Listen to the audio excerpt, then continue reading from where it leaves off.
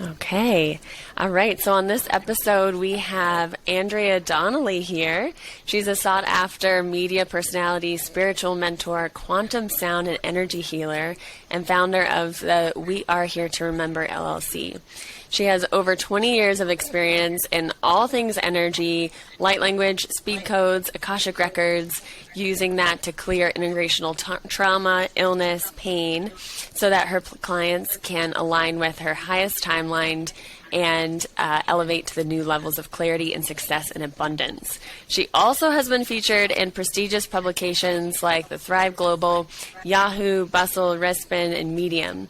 When she's not doing media interviews or serving her clients, you can find her mothering her 2 cat children, many plants, and neighborhood birds and squirrels, working on her tap dance, heavy spiritual comedy routine, and dreaming up a world so too beautiful to describe. So, oh my goodness, Andrea, I'm so excited that you are here on this podcast.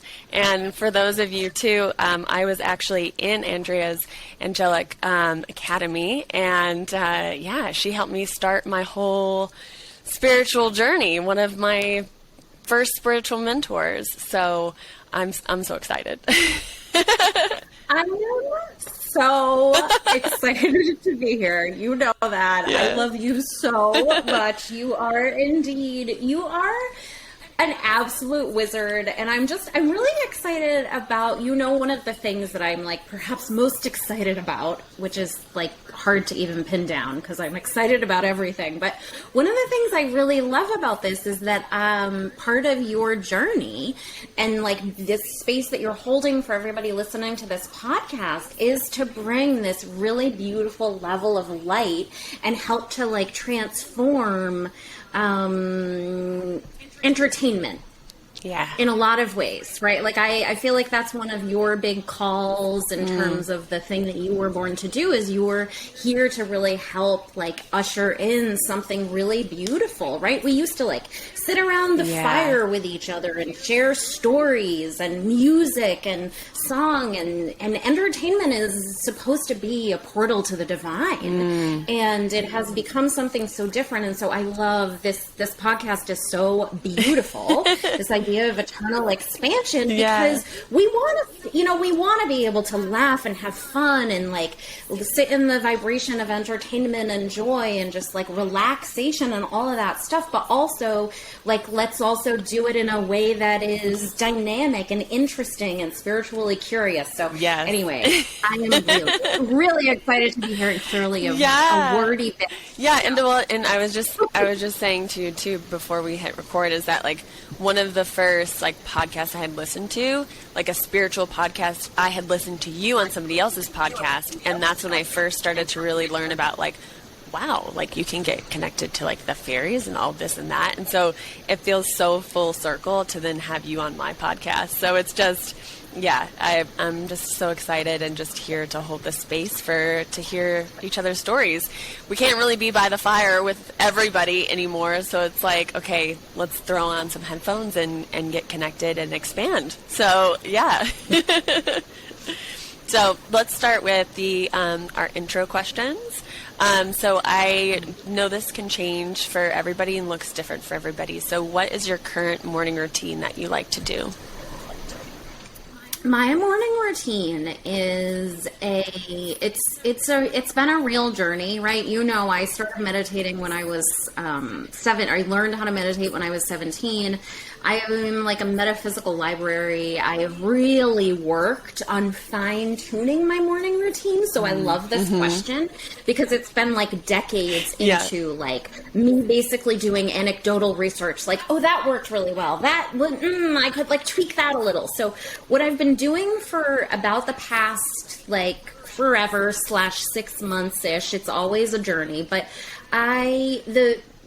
for pretty much my whole life, the minute I wake up, the first thing I do is I say good morning to my guides, who I've talked to since I was a baby, and I ask them to just help me clear anything that I've essentially picked up from anyone else. Just having that like sort of energetic clarity and really flushing my system of anything that I might have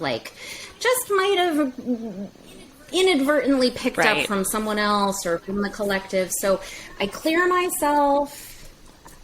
I sit in meditation and prayer for somewhere between like 5 minutes and an hour, which is an approximation, but I really love and can very quickly go into that quantum space. So I use that space. I ask my guides to show me what it is that I need to do, basically, to be the person that I am in this moment, but also where I want to head. So it's a little bit of a dance, right, between like being that idea of being here now and then also continually showing up in the way that I want to. So I ask them to help me hold the vision for whatever I need to, show me what I need to do.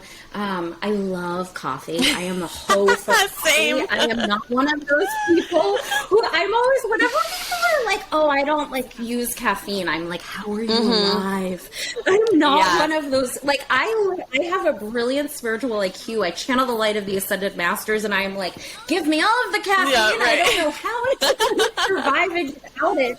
So after I do that energetic stuff, I have coffee. Okay. I drink some water. I really get like, you know, sort of lean into what it is that I need. A lot of times I'll have like a little dance party. I have a list of, I have a playlist that I like to play. It's like a really very neat mix of different things, like 70s rock and like weird obscure Italian disco, but it like helps to get like my energy and my vibration flowing.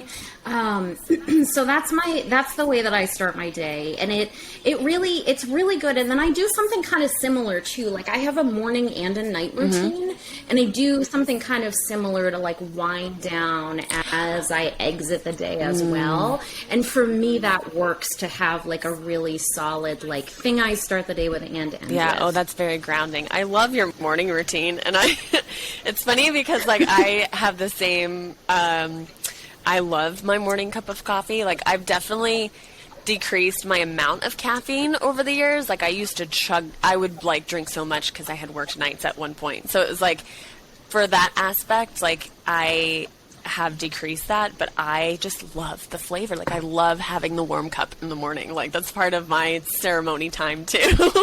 And that's what's so cool about like everybody's so different. Some people can't even tolerate that amount of caffeine and others thrive on it. So it's like listening to what works for yourself. Ugh, I love it. Yeah. And I, like you, I have like really, I had a caffeine addiction for years when I was like working for people who were not myself, and I was like didn't really know how to manage my energy or I did, and I was like it was always a journey, but as I was really leaning into managing my own energy in a pristine fashion with which I do now, I definitely needed more of it, but I love it. And there's something, so the flavor of it was funny because even when I didn't drink coffee, like I didn't start drinking coffee until like my mid 20s, but even when I didn't drink it, I loved smelling it. There is something.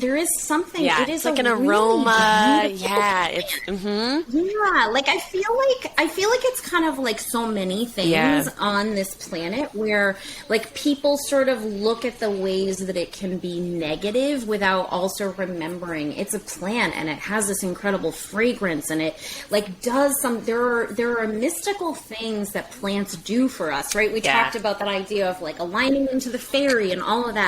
And I feel like a plant like coffee is it has a really deep level of wisdom that if we can meet it in a way where we say like, I want all the good stuff you have, you know, I want to like really lean into your incredible wisdom, your clarity, your speed, all of that. It also enhances the experience.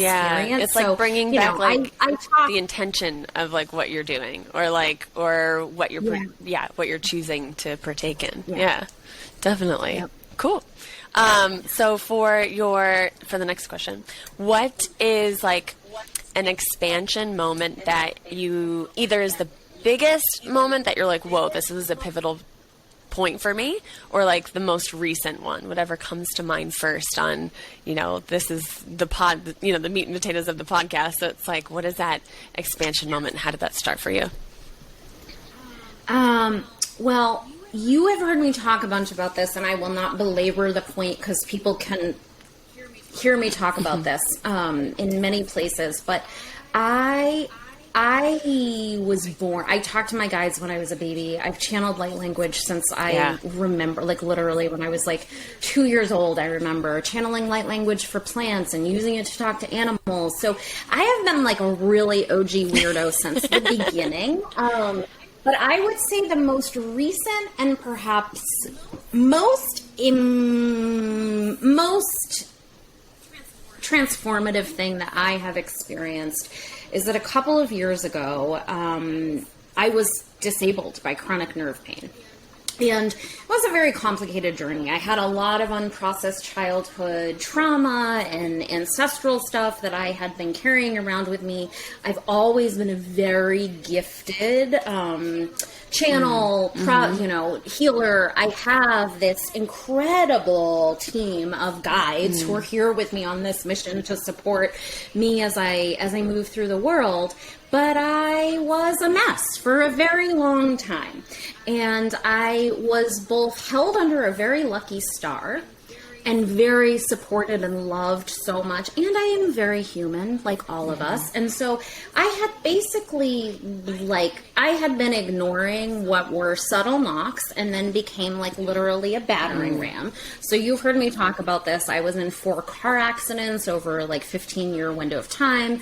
I would basically get better from one and then whoops, oh my God, it would go again. Like literally the same thing would happen again. And then in 2016, I got into 2 car accidents in a 5-week window of time. That was what like sort of catapulted me back into this world of just insane chronic nerve pain and all this stuff. And I also had always been studying energy medicine and all this stuff. So I also knew that I was literally supposed to figure out a way to heal myself. And my guides have been telling me that since I was a kid, essentially, that all of the stuff that I had gone through was an Olympic training ground for this window of time that we're in now. And so in 2019, I had gotten let go from my last job where I was working for someone else, and my life was a hot fucking mess. It was crazy. Like I had an active application pending for long-term disability 2 years ago, which is crazy because it's like the anniversary of my withdrawal of that is actually this week, which is nuts. Yeah. So I also, I was excited when you asked me to do this because I was like, oh, this is a very like energetically potent, like this is all, August is always a big time for me.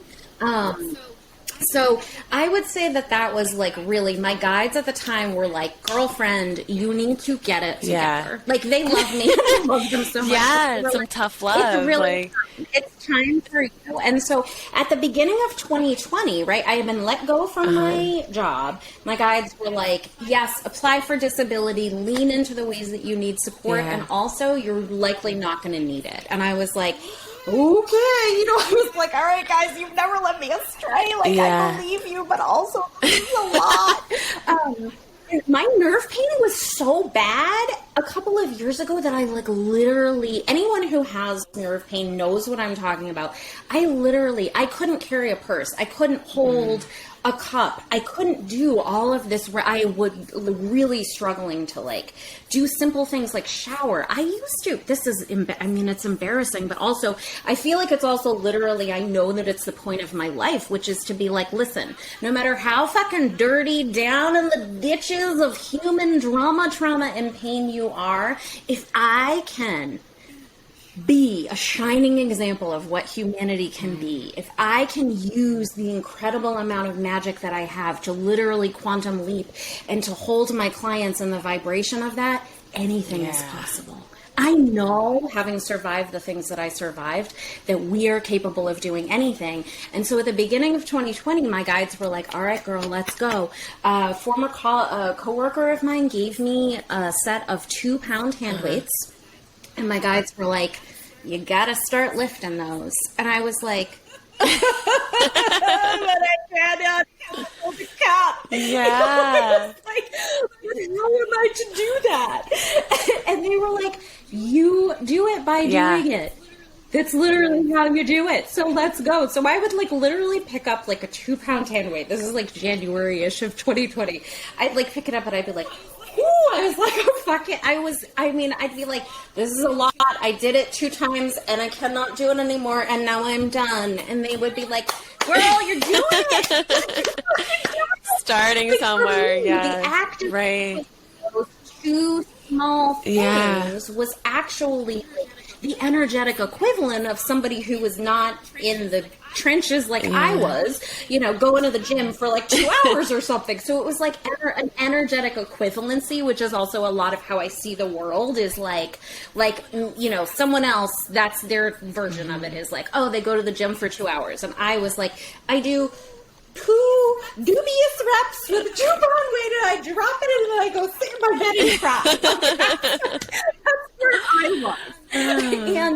And then like March of 2020 hit and I literally woke up, Erica, and one morning, and now you've also heard me talk about this, I've been like waiting for the Great Awakening my literal whole life. I've been wearing a tinfoil hat. I've known what is like happening for a very long time. And I've been literally like waking up pretty much every day of my life being like, is today the day? Is today the day? The whole planet changes and we all remember what the hell is really going on here, which is magic. And divinity and love and joy. Like that's really what needs to be the guiding force. Anyway, wake up in March of 2020 and I remember I could literally, because I can like really tap into the universal energies and the collective experience, and I woke up and I was like, oh my god Something shifted. Changed. Like I was like, you guys, it's really on, isn't it? And they were like, it's on, and the world will never be the same again. And then like a day later, lockdowns started happening. All this stuff started rolling out, and I was like, this is not what I thought. Like, I knew that it was going to be chaotic, but like, I did not know what, I knew it was coming, and I knew that it was on. And then I also was like, this is the way this is going to roll out. All right, this feels really somehow both high drama and boring what we've chosen in terms of how we're gonna really trigger each other to wake up. But like, I'm here for it. I've literally been training for this since the day I landed in a human body. Good thing I started doing those 2-pound reps. And August 7th of 2 years ago, I officially emailed my lawyer who had been helping shepherd me through the process of applying for disability. And I told her that I was withdrawing my application. Wow. So. Quite like such a, I think that will speak to a lot of people too, where it's like your main struggle or what you think is like the worst part about your story. You're like, oh, I have to get ahead of this. And it's like, once you get past that like huge hurdle is like, that's where all the magic happens. Like that's also where, I mean, it's like the cliche thing of like your mess is your message, but it's true. Like we come here to heal something within ourselves, to help other people heal that within themselves. And it's this whole domino effect. And it's like starting where you can with what you have and not judging yourself for that. Like those 2-pound weights, like you start with what you possibly can and you just build on that. Like, oh my gosh, that's like, that is like such expansion in itself, just like your whole story. And and your energy, working with your energy too. And because I was a part of that, like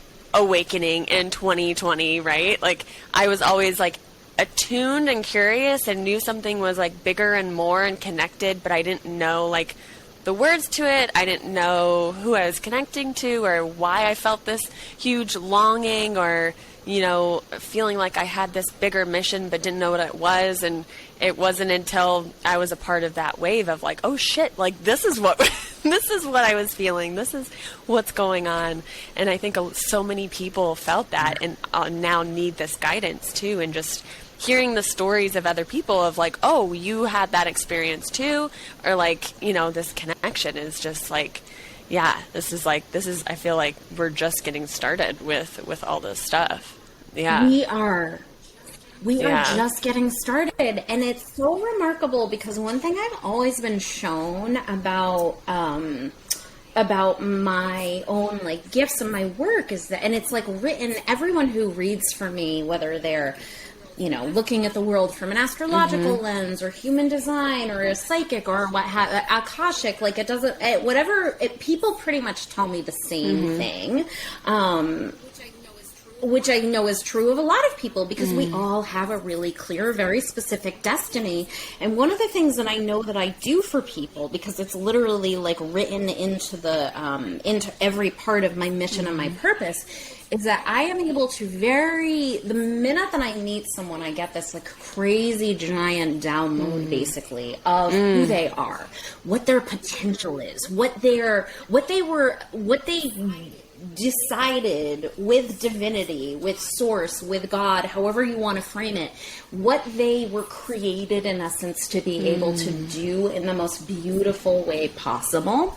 And I help to have, when I work with people, one of the things that I do is I hold space for people to be able to really start to see that in themselves. And one of the things that I find so remarkable, and I know we had this, you know, sort of similar exchange and experience, and I could see this in you, is you were maybe like not consciously aware, but you were drawn to a field where you were able to use your incredible healing gifts. Like you are really a brilliant example of someone who found a way in 3D to be able to really use your magic and your skill set to be able to still provide for yourself in the world in a way that like worked within the confines of sort of what was possible.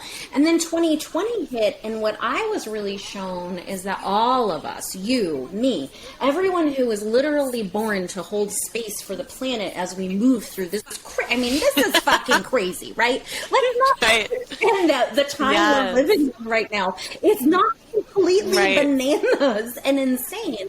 But that, like your role is to help hold space for people, to be a healer, to be a source of expansion, to help people, to activate light language, to activate these like really sacred ways of moving through the earth, and taking the skills that you amassed over your experience in 3D and being able to essentially take all of it and synthesize it into this thing that's so uniquely your own. Like one of my clients says that I am the witch to the stages, you know, that like I am basically like here to help all of you. Like I hold space for the space holders. If that makes sense, right? So it's and you're oh my God, I feel really like activated and excited, and I want that kind of clarity in my own life. That is an indicator that you are a person who is here for something really big. And one thing I really admire about you, and I have like just loved since the minute that we first met each other, is that you are very unusual because you are magical and weird as fuck. You are just this like wild, beautiful, totally like you are not from here, and I mean that in the best way possible. Like you are some like dazzling cosmic wizard who's just like in your body, just and like, are we doing this right? You're doing this wild thing, but you also have a very remarkable ability to be able to also really like hang in 3D. So you're a bridge in this way where I feel like you're able to help people be able to see how to both thrive in the world that we're in and also really connect into this like level of like masterful cosmic magic, right?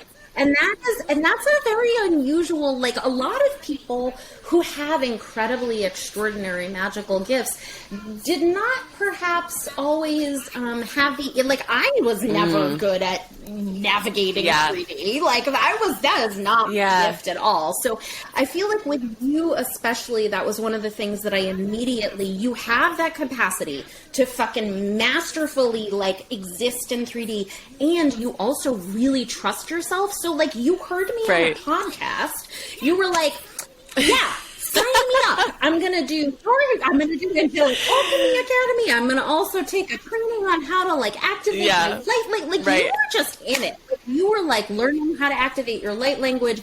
You did a bunch of things at one time. And I think that's another thing that I really see with women.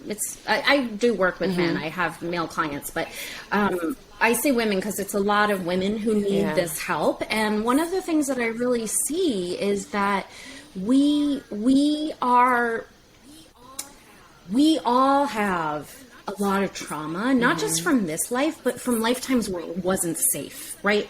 The reason why it can be hard for us to like claim our power and be able to just sit in a space of being like, yeah, you know what, magic is real, is because we're told from every angle that it's not, which is ironic. You and I have talked about this, right? It's really ironic in a lot of ways because think about church as an example. We have, on the one hand, you go into a church and they're waving incense and they're literally like speaking incantations and prayers and using ritual and magic to create. They're like, this is the blood of Christ. Like all of this stuff is like symbolic and magical. Okay, using the words as magic. But they're literally like magic. Boobity-boo, magic works. It's real. Like famous people. Presidents have astrologers, have psychics on staff, right? So that's happening.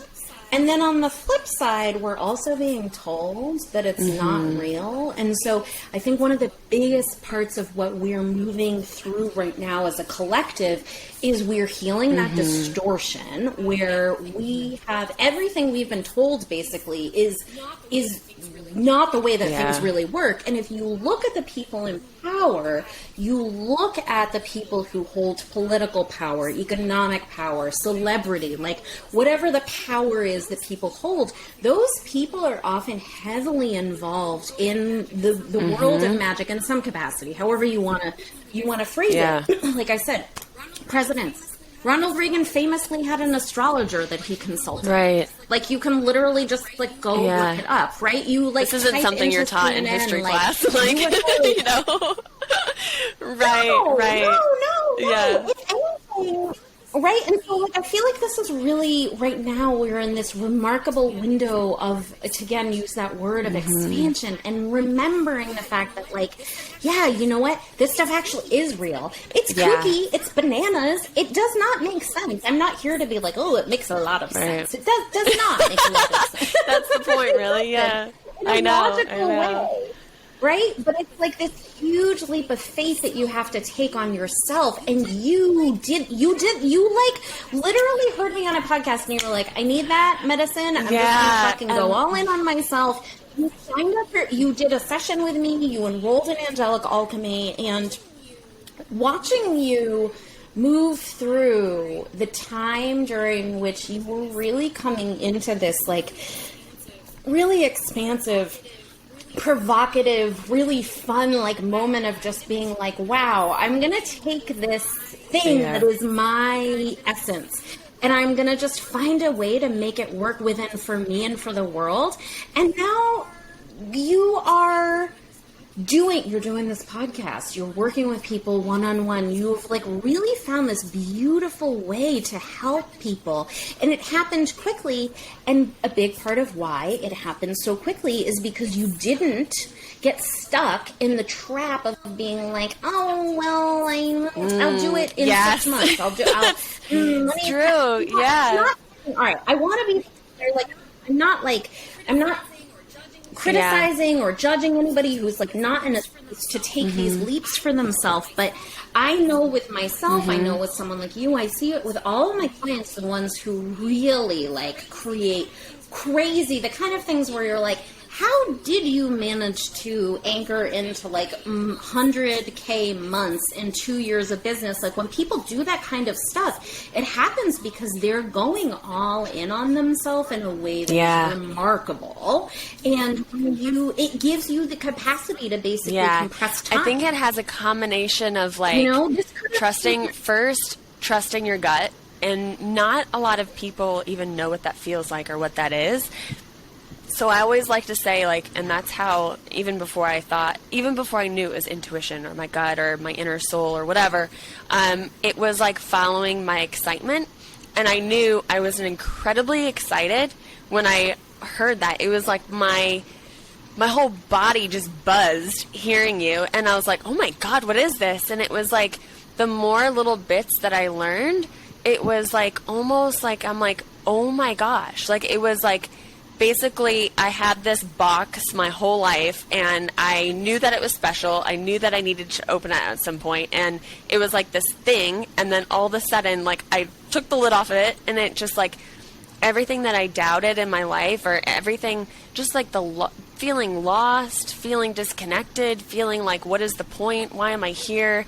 I'm here for something bigger. Like all those things that nagged at me my whole life, it was like it was starting to all unravel because I was following that pieces of excitements and then getting clarity of actually what was happening. So it was like, it was more for me, it was like harder for me not to go into it. And that's generally my personality too, is just like I go from 0 to 100 real quick on anything that I do. It's like even when I was, a marathon runner, it was like I did one marathon and I was like, I'm going to do an ultra marathon. Like even when I started marathons, I didn't do a half. I didn't do all the things. It was like marathon bumped up to ultra for like 50K. Like it was just like, that's just like how I am. I'm like 0 to 100 at everything. So yeah, and then I was like, I have an opportunity to learn about these things. Like, yes, hell yes, I need to get into this program. And that's the whole thing where like we get to choose how quickly we expand, and we get to choose how we expand.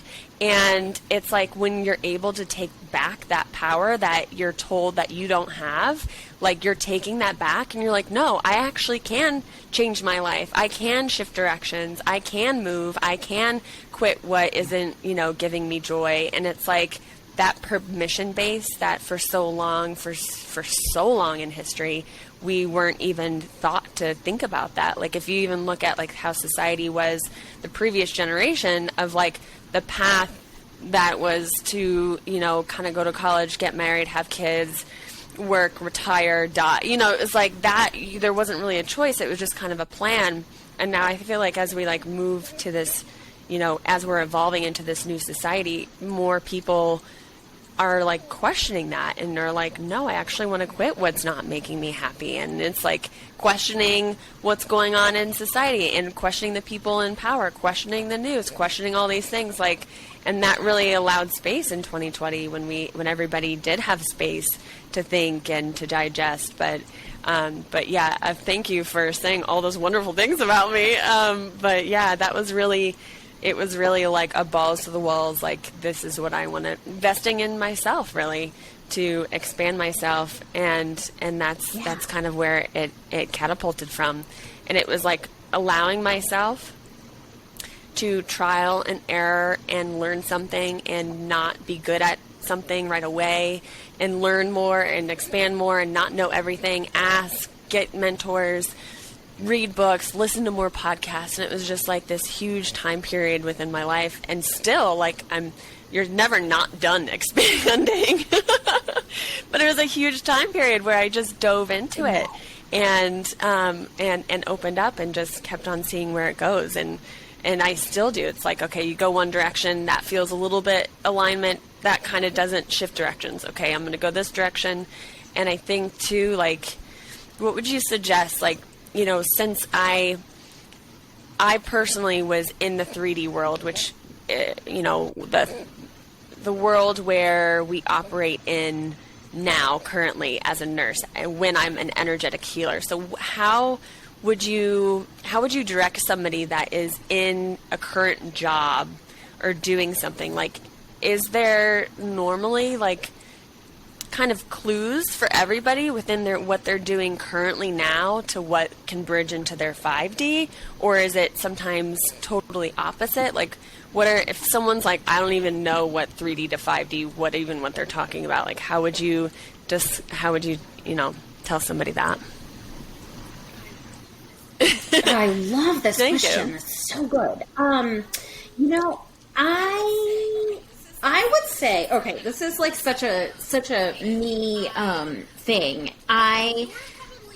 You're probably a little young for it, but there's a movie, it's an Adam Sandler movie. It's called Billy Madison. I think it was in Billy Madison. Anyway, there's this moment where, like, he is a disruptor, and there's a board meeting at the end of this movie, and it's like the, like, you know, culmination of the entire point of it. And he busts into this board meeting, and he's like trying to convince someone to do something that's like from the heart as opposed to like capitalism or whatever. So he asks everyone so earnestly. He like is like, what did you want to do when you were a little kid? What did you want to do when you were a little kid? Because I bet it wasn't like destroy, you know, people in the environment, essentially. And I think that can be like, that is one of the most powerful things that we can say to ourselves is, who was I when I was a kid? What did I want to do? That alone can give you a shocking amount of clarity and insight, because when I was a kid, I loved art, I loved music. As I mentioned, I channeled light language. I didn't talk about it, but I could always talk to animals. I always knew what they were thinking and feeling. I was very psychic. I always communicated with my guides. And I was basically the person that I am now. Yeah. And I think for most of us, if we can sort of sit with that energy of like, what is the thing that I always have wanted to do that is just like basically society beat out of you, and by society, you know, I think that there's a lot of forgiveness that we need to go through in terms of like the process, and really, I just encourage everyone, especially if you're at the beginning of your spiritual journey where you're just starting to like make sense of all of this and really take those leaps. Don't make yourself wrong for the ways that you had to survive. Do not, like, there's no, the fastest way that you can up level and get in touch with the things that you really need to get in touch with to like find that joy and really thrive and like live your mission and your purpose, because it's going to be different for everybody, is to forgive yourself, forgive your ancestors, and really start to like move through the shame that you have, because this stuff goes back generationally, right? Like I don't know if you've heard me talk about this, but I have, of course, like on both sides of my family, everyone is like hella psychic and really in tune in a lot of ways, if they want to be. Like both sides of my family have these incredibly magical gifts. And I remember my aunt telling me once that she was trying to ask me questions. I was around 2.5, and I had said something about talking to why I was so tired some morning, and I had been really tired, and she was like, "Sweetie, why are you tired? Like you were just sleeping for 8 hours." And I was like, no, I don't really sleep that much. What I do during the time when I'm supposed to be sleeping is I talk to all the people that it's harder for me to talk to during the day. And my grandmother overheard this. She came from an all-Irish, very powerful family of very psychically gifted people. And she was like, do not encourage that in her. Shut it down, basically. And I don't fault her for that, right? Like, people are people, and by our people, I mean like them, but I mean like you and me and all of the people who came here to help everyone remember who they are. We were burned at the stake. We were driven out of villages. Right. We were cast out because this level of intuition and magic and power was not safe to hold for so long. So also forgiving everyone of the fact that like you were not able to maybe be the person you wanted to be, just having this level of forgiveness and then being able to be like, all right, but you know what? The thing about me now is that I'm going to forgive everybody, including myself. I'm going to forgive my genetic line going back as far as I need to. And I'm just going to start to really dismantle those patterns and show up better and better and better. That's literally how we dismantle a pattern, is by just doing literally the best you can in the moment. And part of the journey of waking up is it's gonna be uncomfortable. It's gonna be like, actually, it's gonna be really intense, right? also why people like you and I are literally here to help people steward a new level of relationship to the earth and really being able to get support. And I think that that's like, to me, one of the most important things that I would just encourage anyone to do is to really get support, because mentorship, I mean, you look at any, even just like a successful business person, right? If we want to get like super 3D about it, however you want to look at it, when you hire mentors, when you hire people to really hold space for you, it changes things, because then you're not always and trying also to reinvent too, the it's wheel. like, you know, like that's even on a space of like mentorship, when you're working with someone energetically, it's like you're anchored into their like frequency. So it's like it helps you support yourself on an energetic standpoint that you don't even know, like, you know, where that support's coming from. You don't even know like how it would feel if you didn't have that. And it's like, that waking up process for many people, especially me, it is not an easy task. Like you are, and I remember a huge chunk where I was just like almost like losing my shit, being like, am I crazy? Like, is this nuts? Or just like, you know, trying to uncover all the layers that are just covered on top of you. So it's like getting back to your normal self or your original self. Like even people like don't even think back to their childhood or don't even know where to start with like inner child healing. And it's like those parts and going through all of those stages can be really rough for people if most of your life you haven't even thought about it and have just shut the door. It's like all of that can come like rushing up against you, and it can be very uncomfortable when you're starting to learn all these things and you're like don't know up from down, because you're like, wait a minute, the whole reality that I thought was true is not true. And it can be really shocking for people if they're not really ready for it too. So energetic support, especially during this, with mentorship also, is like, I mean, that helped me the most, because it's helping you at that frequency level too, of just of supporting when you need it. It's my gosh. Yeah, and it makes you feel a lot less kooky, because you're like, okay, like all of this stuff, like I had a brand audit done a couple of years ago, and the person who did it for me was like, you know, I honestly feel like one of your strongest points of light is that you do not spiritually bypass. Like, I have this genius level, it's been confirmed by science in a brilliant psychological profile that I had done, but it's like written into my chart. I am a spiritual genius. That's great. Isn't that cool? Like, I love it. It's wonderful. And it doesn't make being human, it makes some things easier. Right. But I'm still a fucking human. And I think that is, for me, that is one of the reasons why people love working with me also, is that I have this profound level of just like spiritual clarity and brilliance. People tell me that I am the most psychic person they've ever met, or, you know, the best healer, the most amazing accolades. I love hearing that feedback. But one of the biggest things that I really do for people is that I do not spiritually bypass. I do not pretend that it's going to be easy.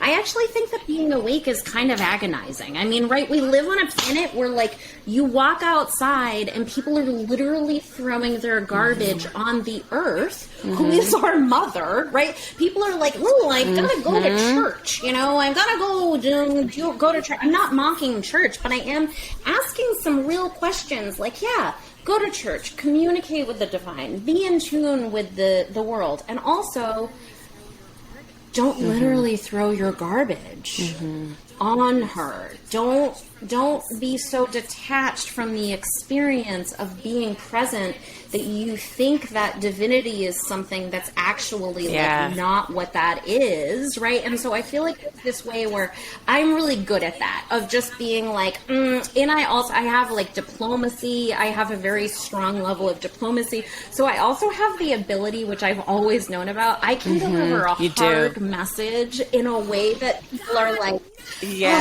you God, do. Nuts! Like, you are stop spying on me. And I'm like, boobity boop with my girl. I'm going to tell you about why you're wrong and what the source of your problem is. But I'm also like, bond, right? And so it makes it so that I am able to, just sort of like, first of all, it makes people laugh because they're like, what are you even like, what is this whole thing here with your like tap dancing and your channel and light language and lives and you're doing all this wacky stuff. But it really helps people to be able to just not take themselves so seriously, which I honestly think is a really powerful transformative And I feel like when someone is able to see that within you and like, oh, well, she's doing something weird and like, and she's like putting herself and having fun, and almost like gives that permission slip for the other person. I had someone say that to me on expression, like self-expression, where it's just like, oh my God, you express yourself in all of the ways. And so, I'm going to get a tattoo. So that was one of the coolest compliments that I had received it's like when you do something for yourself, and especially when it's expressed on the outside, you don't even know how many people you're actually inspiring or encouraging just by being yourself. So just because it's myself to express myself with tattoos or with my hair or with like what I like to wear gives people the permission to also do the same. And same for you of like, oh, I have these interests or I want to do, something crazy. And it's like just being in your own energy and in your own power and in your own like weirdness is like also helps other people do the same. So it's like almost the best thing that you can do for other people is to just be yourself, and it's like kind of shifting back to that being like, hey, it's okay to be a weirdo, which ends up being, I know. So, other than, that's actually a really good segue. We haven't even like hit through all of like the beginning questions and we're like into the podcast. I love it so much. The last question leads into this really beautifully. I know you have a lot of things, but what would you say that would be your most like alien thing about you that somebody would think, or maybe the thing that you love about yourself that's like the weirdest thing? Because those weird things are the most special things. So I think the more we can celebrate that within each other is how we actually become ourselves more and more. Well, the weirdest thing about me is probably, and this is literally, people have been telling me this since like I would say most people who have ever met me have said some iteration of this, which is that they've either called me a future person or been like, you're literally the weirdest person I've ever met. So like I know that one of the things that I trigger in people is that I am deeply fucking weird in all of the ways. Like, I'm hyper nerdy, but I'm also obsessed with beauty, and I channel light language. Like, I will just be, like, walking down the street. At this point, especially the me now, I will literally be, like, walking down the street, and I will just, like, literally start channeling light language to like a bunch of flowers that are in a planter. So I hold a very specific frequency about like shamelessly being yourself. So I'm like the weirdest weirdo, and that is so empowering because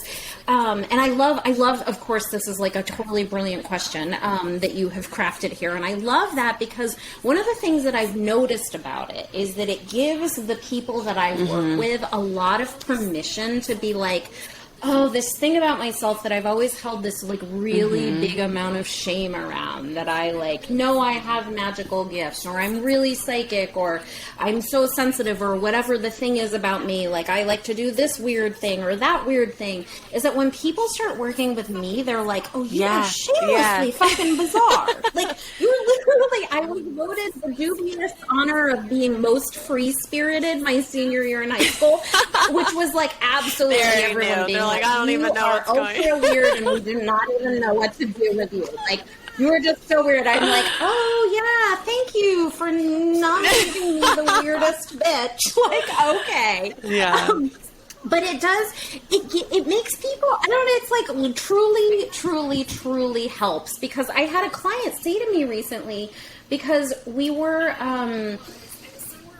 I was somewhere with a client, like in real time. We were doing some work with each other in real time, and a window was open, and I was talking about something of course, like aliens or something. And there were some people walking by, and this client of mine was like, "Do you want to shut the window Absolutely just not. so that people don't?" And I was like, "No, I do not." And this is like a really transformative moment for you, because you also do, it's like this when I think about what it means to actually become enlightened, I always think about how one of the biggest things about becoming enlightened is that you literally just are able to hold multiple perspectives at one time simultaneously. So I'm not trying to make people feel uncomfortable who are walking by me on the street, but also, and as I said to this client, I was like, one thing to really remember is that there's still a way where you are operating from this space of being really self-conscious and you don't feel comfortable being really grounded in your magic, but people are literally up their own behinds. They do not. Everybody's all so consumed with what's going on with them. We think that everyone is out there worrying about what we're doing, right? Women especially are told that we have to, our appearance has to be perfect and all of these things about what we have to do to make other people more comfortable. And it's one of the biggest truths about being human is that other people are actually in that same space that you're in. And if for some reason someone was oh, there's crazy nonsense coming out of that window that I just walked by, that person's office, that is a nutter that I just heard. Yeah, right. I do not care. I don't care, because at this point, my entire life's journey has been about being really fucking weird, being really ultra not from here from the very beginning, and also just being able to just be and what? For me now, I'm 43. I turned 43 this year. I know that a big part of the astrology of turning 40, especially for women, is that you literally, something happens in your astrological experience. Two of my favorite astrologers, Cal Garrison and Barbara Hanclow, who is also a Pleiadian channel, but they both talk about that level of wisdom and sort of bravado that you step into when you're 40 years old, because you truly do stop caring in so many ways about what, and that's also what sort of catalyzes for a lot of people the idea of a midlife crisis. But I think it's really important, because what we get to do, the thing that's so cool about now is that, and you were talking earlier about the inner, doing the inner child work and the shadow and all of this stuff, doing all of that stuff. And all that stuff is really important. And because of the tools we have energetically, and something like light language, which is one of the most powerful healing modalities that exists, and is going to be as we move forward, a lot of this vibrational stuff, it's just going to become more and more important. We need people who are just willing to get so weird and speak so boldly about why and how this stuff really does work. And we're catching up as a society. There is a lot, Harvard has studied people's brains who go through the process of meditating. I remember 10 years ago doing a study. They're starting to catch up. This stuff is real. And so they're starting to really catch up. There's a group in California called the Heart Math Institute, who has been on my radar for a long time. Yeah.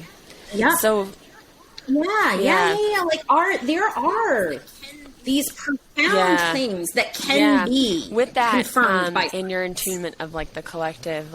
How do you see the future kind of evolving, or what do you see that needs to be done, or any suggestions you can give or guidance through this next kind of time period for people?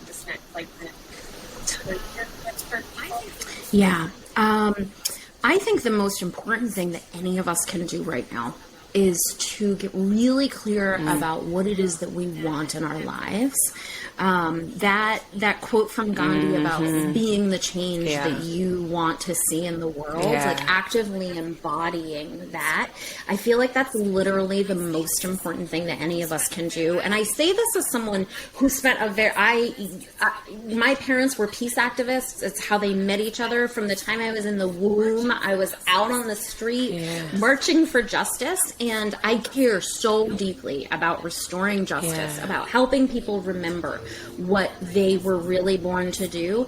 And I also think at this point, I'm not saying that there are not things about things like people showing up on the street and that energy of like collective protest and change, like that is important. But I think that the most important thing that any of us can do at this point is to heal our bag Set of rocks. it down. That we're carrying. We've all got it, emotional, physical, all the stuff, is to really go inward and heal our own stuff. Because the more you can clear all of that trauma, that drama, that shame, and really just, and by clear it, I mean like you just like are like, all right, I've got this ish. I don't want to feel this way anymore. I don't want the anxiety. I don't want the depression. I don't want like the PTSD and the misalignments that I've been carrying around with myself for potentially like literally lifetimes. I don't want to feel this way anymore. I want something new for myself. And I think that one thing my guides have said to me for years is that the more any of us can show up for ourselves right now, it doesn't need to be perfect. It just needs to be like a real, honest meeting of who you want to be.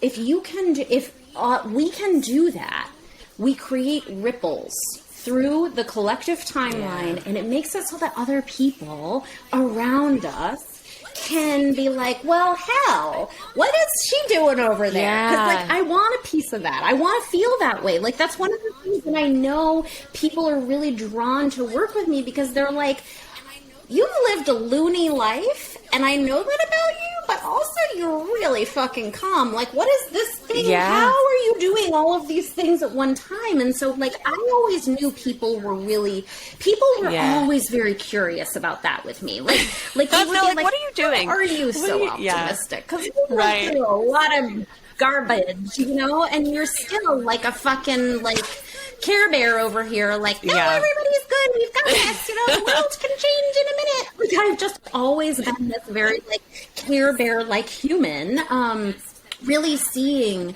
the best that we have. And I feel like that's really how we do it at this point, is to fix ourselves and get really crystal clear about what it is that we're looking for.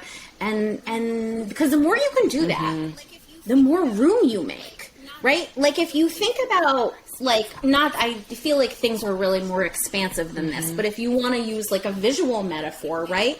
If you're waking up every morning, one of my best friends and I have always called it the bag of rocks, right? If you wake up every morning and you've got your bag of rocks, which we all have, we've all got our fucking bag of rocks, but you wake up in the morning and you've got like a bag of rocks that includes stuff that you inherited epigenetically from someone who came 11 generations back, you know, stuff that you've never resolved from childhood, stuff that you've never resolved from whatever, from yesterday, from the day before.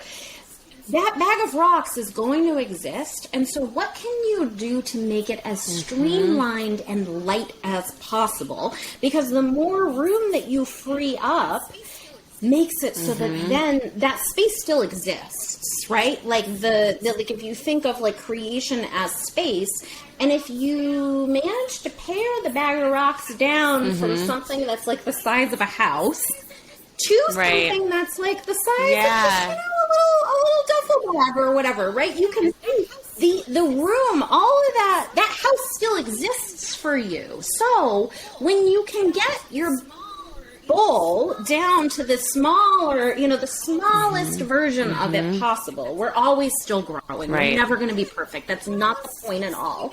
But then you got all this space that you made, and it's like, whoa, wait a minute, because now my load has lightened enormously, and wow, okay, all right, I'm going to Yes. call home all of my magic from all of my lifetimes. I'm going to fully align into the things that I want. And again, it's not about having things be perfect. It's literally just about showing up for yourself in the way that is like truly meeting yourself in a place of, and I think too, vibrational for people fortitude that and like excellence. when you go on this like personal journey and you're wanting to like have more space for yourself and do the things you enjoy, so many people can feel like, oh my gosh, this is so selfish for me to do, or why am I doing? Is this like, am I doing this out of like just myself? Like people get kind of like stuck in this space of like, oh, this is not something that I should be doing, and it's like, I feel like encouraging people to be like, no, it's actually the most selfless thing you can do,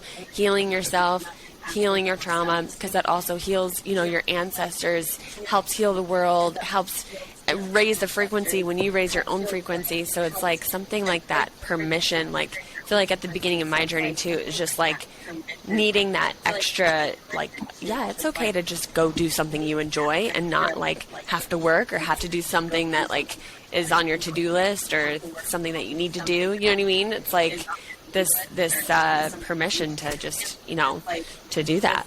But yeah.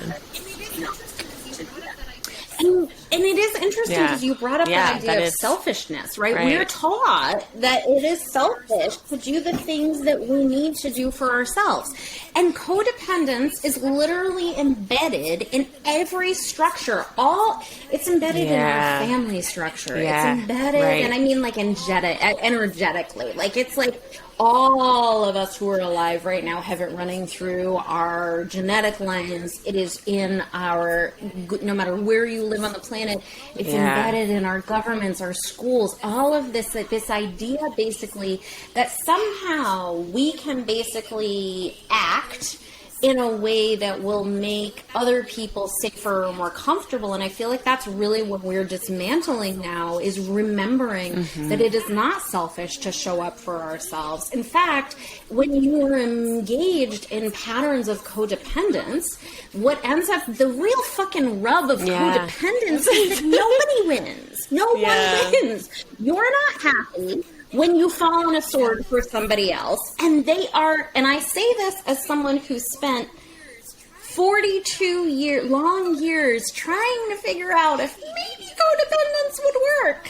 Maybe if I just always like sabotaged what I needed to make every around me, my family, jobs, it's like you put yourself last, like all of the ways that I engaged with the world. I put myself last, and it shows up in the body. Yep. Yeah. Right? And so it shows up in the body. And I think that is like another really powerful thing, is that is like truly the journey we are on now. I feel like the past couple of years have been about, how do you dismantle those patterns of codependence in your life, remembering that no matter how much you want someone else to feel good and feel better, if you do it at your own expense, everyone is going to lose. And also really getting in touch with the fact, and I've been saying this for years loudly, but really getting in touch also with the fact that we are being called very clearly to not just dismantle those patterns of codependence, but to also really make peace with what is a death crisis. Many other very beautiful, clear channels have said similar things about what they tap into in terms of what we've witnessed with like the past couple of years and these things. But for me, that is such a huge part of this process is making peace with death. And I experienced a lot of grief from a very young age. My dad passed away when I was a baby, and I suffered a lot of loss over and over and over again. And so I, from a very young age, was called essentially to like make peace with the fact that this life is limited. But to me, it's such a funny way too of like engaging with the world, because I was never afraid about what was going to happen, because as I mentioned, I like remembered so much about the fact that I am this divine piece of source, basically. So I've never been scared about what was going to happen when I left. this body. Being here. The thing that has been hard for me is to be cool being here. Right? Like, yes. I'm like literally having the opposite I resonate problem very hard that with everyone that. else. Like, here people are having an existential crisis. Do they have a soul? Or are they even? You're like, what? Who? What? Like, and I'm like, listen, I hear you, and I'm here to help you with that journey. But that is not my problem. Is like here now. How do I do this Earth life? And feeling safe and human. Yeah. Yeah. Right. Like, that's my drama. That's not. And that's where, like, I'm not. Yeah. I'm good. I know that we are these magnificent. Yeah. Right. Slivers of sort, like and that's parts like what of we're all creation. here to like. That I'm cool. We have so many of our own personal bits of lessons and things to learn. So it's like through that journey of like, okay, some people, their journey is to learn how to love in relationships, others to heal their body, to heal others, to trust, to, so it's like so many different layers of what you're here to learn. And I think that's a lot tied to your mission too. So it's like kind of that kind of connection. But before we close, for somebody that is, again, just getting started and is like, what? I have guides, I have a team.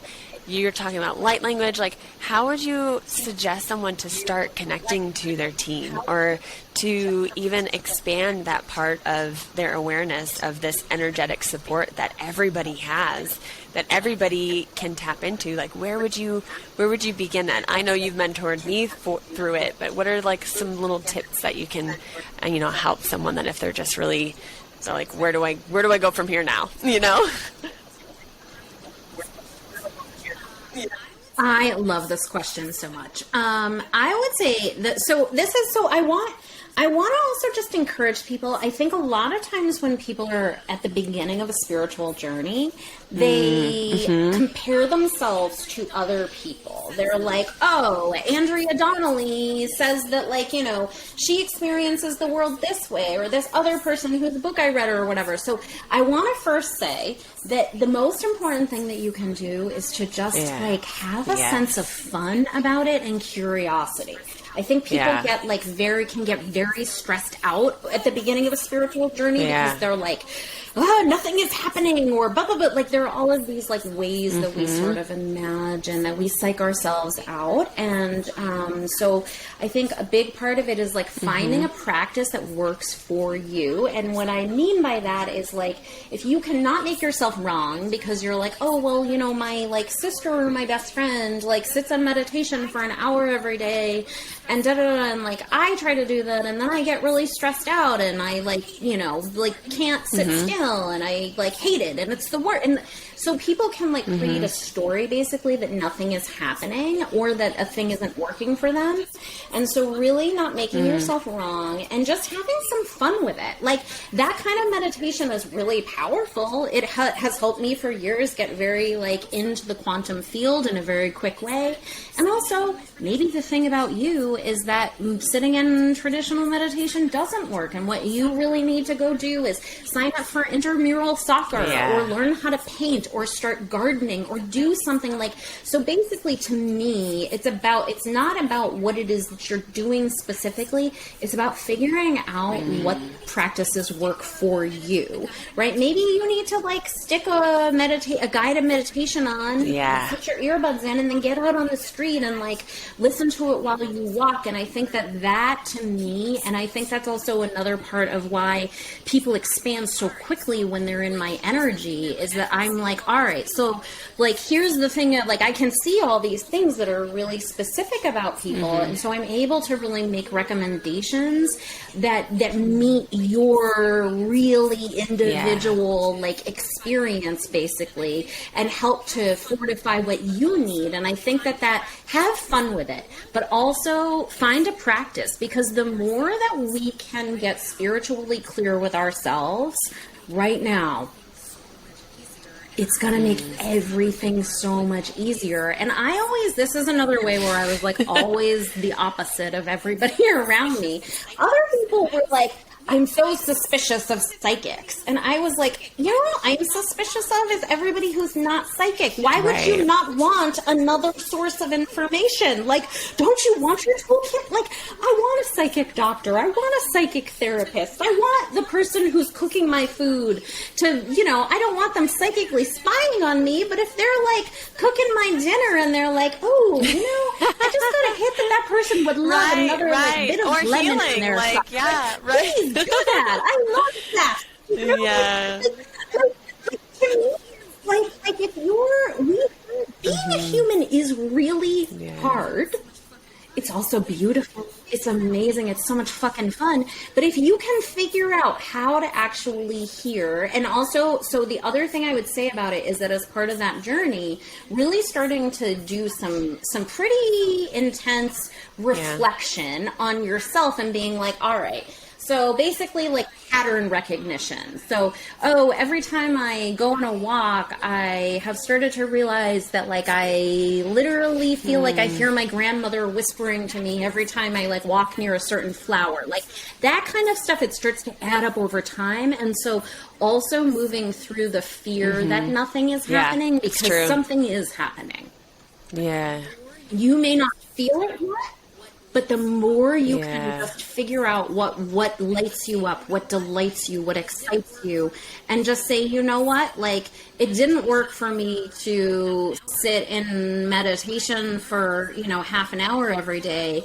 But what I have learned is that if I can pull out the watercolors and like spend some time with myself in that respect, that's when I, you know, start to get like the really good wisdom comes through. And just being able to like lean into that. And again, not making yourself I think wrong that's so because beautifully you're said different too. from other And just people. bringing that play and joy in, because like when we're in that element too, that's like when we're in that flow state and when things are easy and when you're feeling open and relaxed, and then that's when things will drop in. So I think that's amazing advice too, because and that's also going back to that like programming of like, okay, you have to do something this way, this person did it this way, so it's going to work for me this way. And it's just not the case because we're all so incredibly different. And I think that's beautiful. I love that. Okay, so where can everybody find you and follow you and join your program or sign up for sessions? Tell us about your services and where they can get connected with your magic. Oh, thank you. Please. So my business is called We're Here to Remember. My website is we'reheretoremember.com. It is a number 2. So it's all.